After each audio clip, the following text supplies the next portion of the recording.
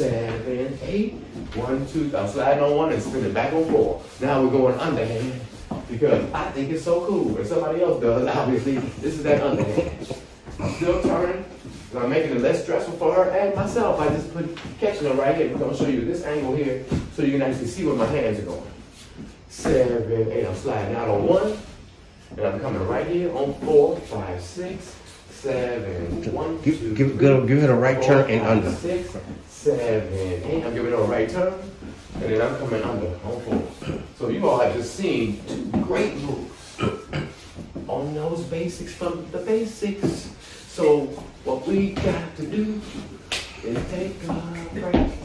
Yeah, people say I talk too much. And Val knows it.